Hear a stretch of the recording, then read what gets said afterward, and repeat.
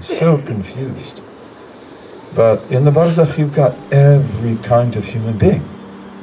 And you have those who are in punishment, in severe punishment. And you have those who are believers, but are in punishment. Okay, and maybe they won't be punished after that, and maybe they will. And you've got believers who are in the garden because they've been forgiven. And maybe they had hard times, like some of you have. And so that means that did atonement, kafara, for all of your wrongs. And so they're in grace. They're in a beautiful state. And then you've got the awliya of Allah. And the awliya of Allah, they have different degrees, but some of them are what we call arwahun mutlaqa. Arwahun mutlaqa, which means released spirits. And this would be like Imam al-Hussein. This would be like Sayyidina Nafisa.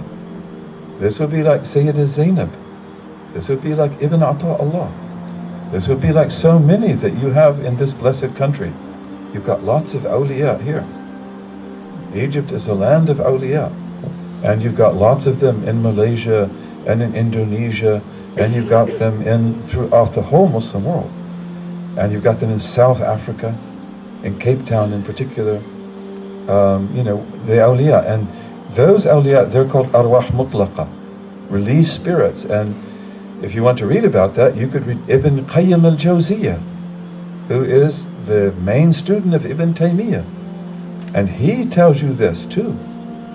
And they can effect things in this world. They're not tied down.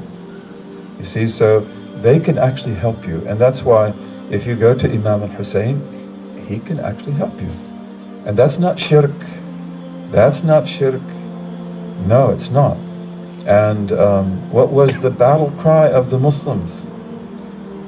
In the battle of Musaylima al-Kadhdhab, Khalid ibn al-Walid was the leader. And he attacked the Najdis, and he couldn't break their ranks.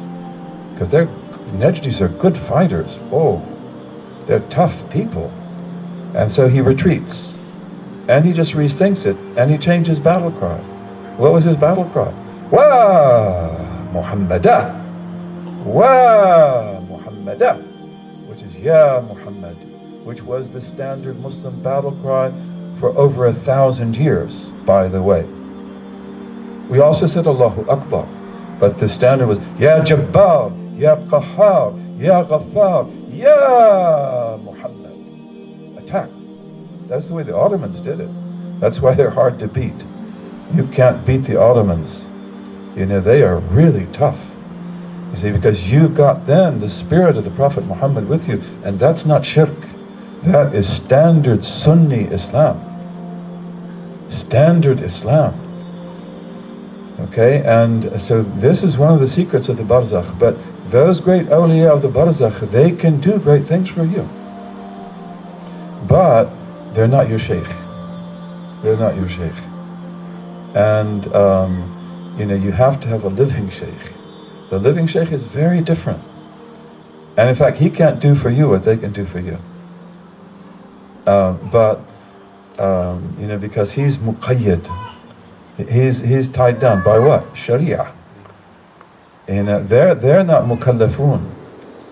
They're not mukallafun.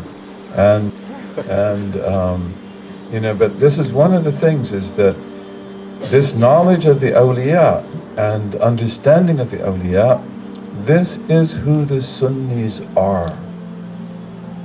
This is not shirk and this is not bid'ah.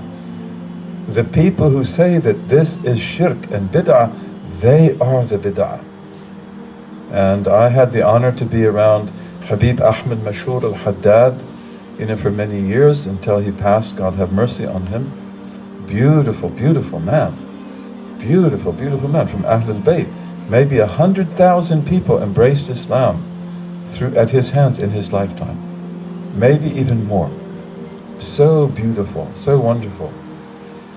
But he used to say, قَوْلُهُمْ bid'ah, bid'ah.